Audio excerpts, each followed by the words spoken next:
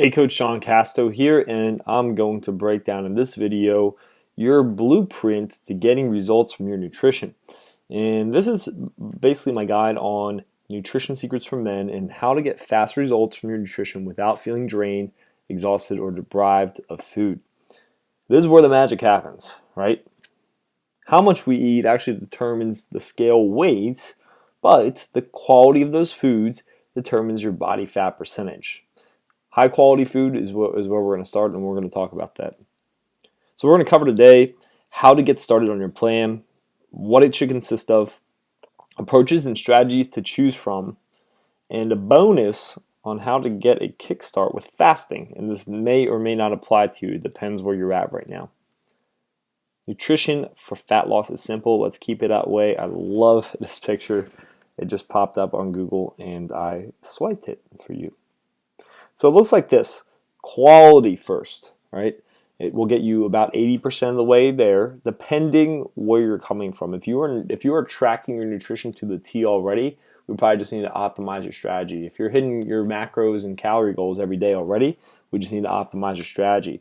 But if you are not taking any sort of action on your nutrition strategically, I'm not saying eat healthier because that's a very general statement, then focusing on quality foods is going to do 80% of the work. Quantity is next, then balance, the balance of the total calories we take in, the fat, carb, protein makeup, and then when we eat what, okay, and that kind of ties in a little bit with quality. Here's the magic formula. Quality plus balance plus specific quantity will get you all the way there. Fellas, this is how bodybuilders are the best in the world at reducing body fat because they take this type of approach. They use quality foods in the right quantity with the right balance. That's it. Plain and simple. That's how they get down to 6-7% body fat, if not less. I know I only have a diagram of carbs on the right, but we'll talk about that in a second. So your proteins, chicken, fish, beef, eggs, and protein powders are what we start with and build every meal, as we'll talk about as well. Carbs are going to come from legumes, brown rice, sweet potatoes, veggies, fruits, nuts, and seeds. Nuts and seeds aren't on the list on the right side, but there is a carb amount to nuts and seeds. So that's why I put it here. And then your bad carbs, obviously, on the right are going to be white pasta, white rice, sugar cereal, and soda. Okay.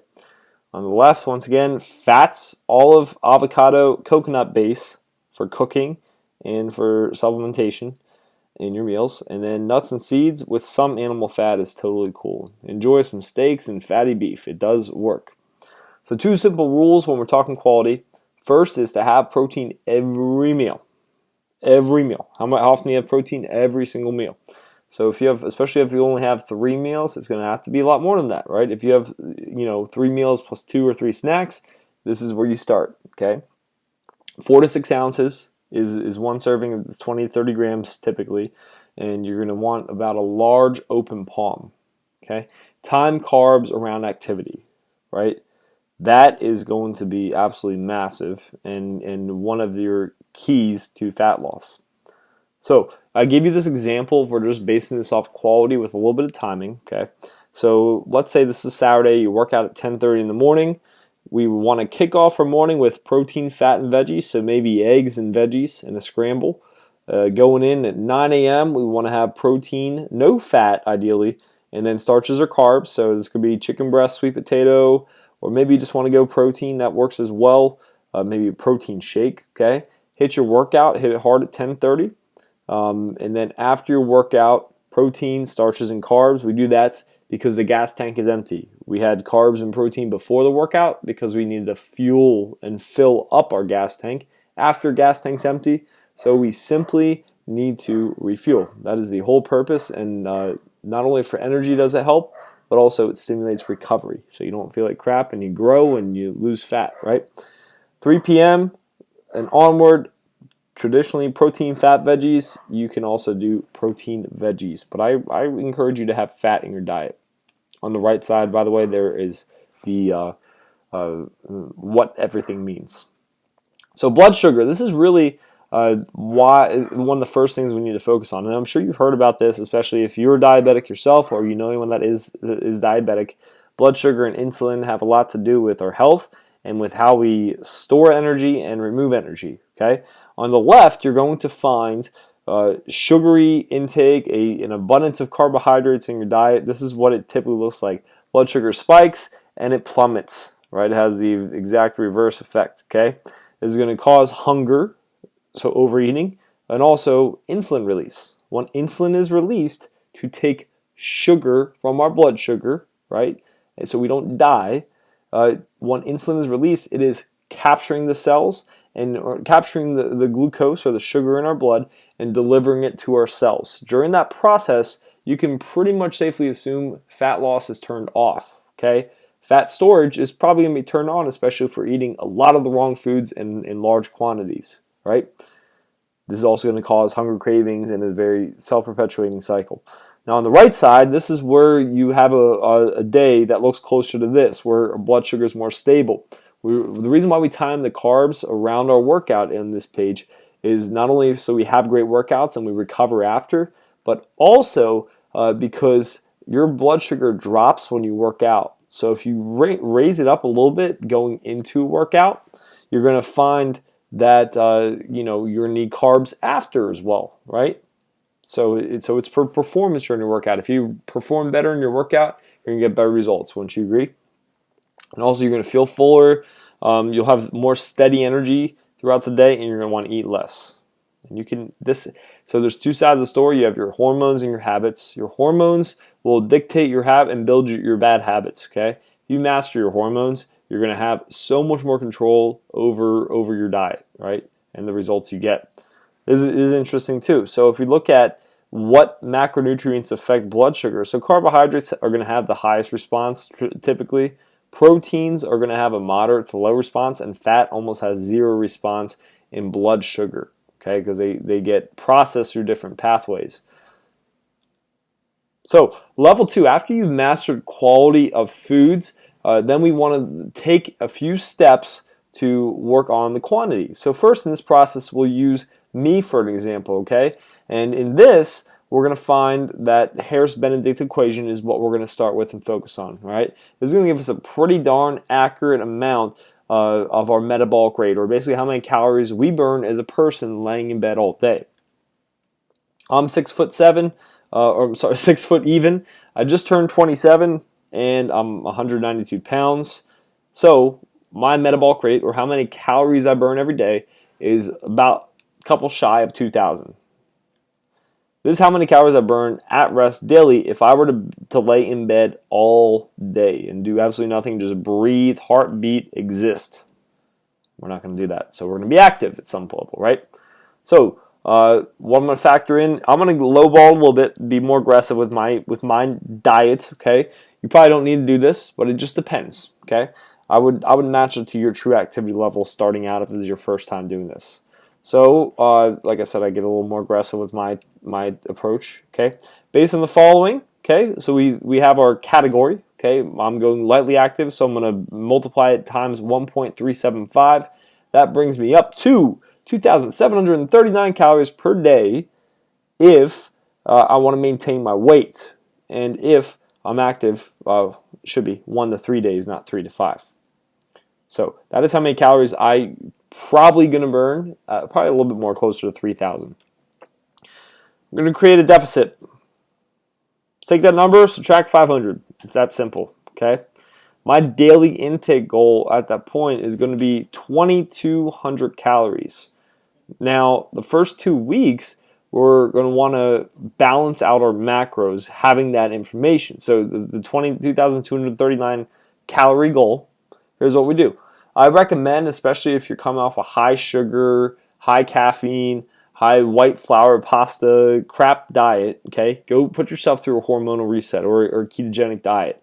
It's going to help eliminate the craving. So it's going to take our hormones, which is the first half of the equation, and reset it for our benefit, okay? And this pretty much means cutting out sugar, starches, and leaving veggies as your go-to sources for carbohydrates. This is a split I'm going to recommend. I took my numbers for my own example, or for this example. The split I recommend works for most, right?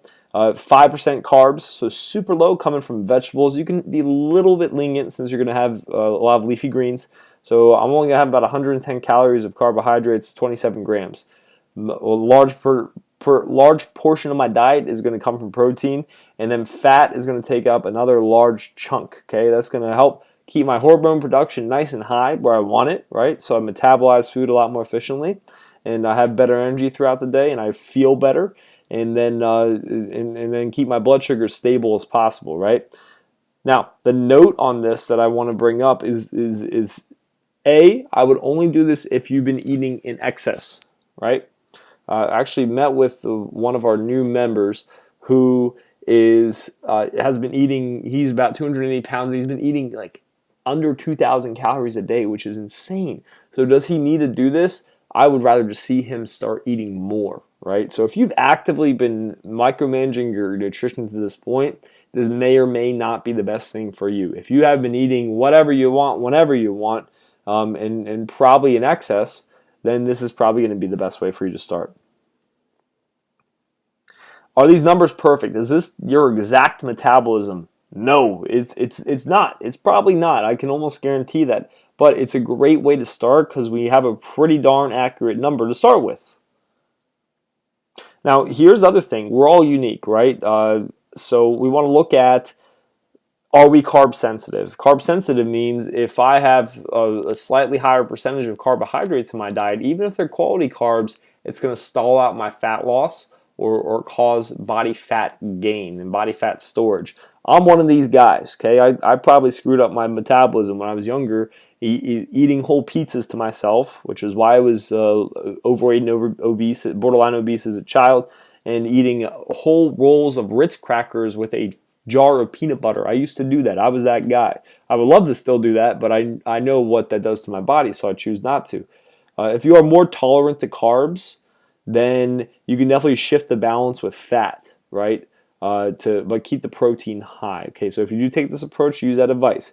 If you are more tolerant to carbs, and typically if you're just trying to lean out a little bit, and you haven't been eating well, you've been eating in excess, but you're not large, you don't have a pear shape, you just might have a little bit of a gut, you can probably get away with a higher percentage of carbs. The big question is, how do I build this into a lifestyle if I don't want to just do a strict meal plan? And that's typically called if it fits your macros, right? So based on these numbers, we can pretty much plug in ideally quality foods, right? But dining out every night. We'll just say that as an example. Or flexible dining. Can you just hit macros every day? That's a great question, right? Yes, you can. Will you get the optimal result? You'll see progress, okay, if everything else is equal. But odds are you'll get the best result if you build most of your meals from a meal plan and then factor it in, which we're going to talk about as well. Maybe 1, 2, or 3 meals per week where you break that pattern. Okay. What are the drawbacks? The drawbacks to this is if you leave it to chance, there's a chance a lot of shit's going to happen, right? So whenever I leave, I remember when I came off my first bodybuilding or physique competition, I left it to chance for a week. I didn't feel good, and I made bad choices, and I overate. Okay, even though I had half of my meals prepared, right? So if you leave it up to chance, there's a chance it's not going to go very well. So your strategy for success, okay? Ideally, the stricter you get with yourself, the faster you're going to see results, the better those results are going to be. Is it worth it to you? That's a question you need to answer. If you do 80% to 90% of your meals prepped, okay, let's say you do 2 to 4 bulk dishes, 3 to 5 days at a time, so 3 to 5 days worth of food. The cool thing is you have control. You know, when you cook, you know exactly what you're getting: fat, carb, protein, calorie, right? You can measure it out if you want to get to that detail, which you may want to do. Okay, the more detail you do, the more in detail and the better your results are going to be. Plain and simple, right? Now, if you take this approach, well, ideally, what I would suggest is allow for 1 and 2 meals where you can be flexible, not where you can eat whatever you want and just binge on pizza and whatnot. But let's say you want to go out to dinner with your girl on Wednesday, and then you have a work meeting, work dinner on Thursday. Okay, what you can do, if it's a semi-popular restaurant, odds are it's in MyFitnessPal's directory. you can say, I'm having steak and sweet potato with vegetables, and plug that in, and it'll give you the exact fat, carb, protein balance. So there is flexibility. See, it's magical. You just got to do it, right? But if you have the rest of your meals already pre-plugged in for the day, then you have complete control of that situation. Don't you see how that's great, right? So can I be successful without being specific? You can see progress, but quality will only take you so far. What is your goal? What do you want from this? Do you want a six-pack? If you want a six-pack, you're going to have to get pretty detailed, more likely than not. Odds are if you were pretty ripped and ate whatever you wanted until you were late 20s, early 30s, honestly, you might just clean up your diet and you might find yourself being really ripped again. Great, okay? But what is your goal? What do you want from this? Do you just want more energy and to feel better about yourself and fitting your clothes better, or do you want to be ripped like a bodybuilder? Because if you want to be ripped like a bodybuilder, you have to eat like one. And establish base habits, and then you find your flexibility after you reach your aesthetic goal. So once you hit that body fat percentage you're looking for, where you look in the mirror and you say, wow, I look really freaking good, okay, that's when you start adding in flexibility, as long as you keep the habits in place with working out and staying active. So about cheat meals, you get asked this a lot, right? And what cheat meals can actually have a place. Bodybuilders use cheat meals, and that's a very extreme example, but not too far off from maybe what you might want to do. Planned cheat meals can have hormonal benefits. So what happens is, as we diet over time, okay, and exercise more, our hunger hormones increase, and our body fat, how do I say this? I'm losing my train of thought. Our fat loss hormones decrease, or our appetite suppression hormones decrease, and our hunger hormones increase.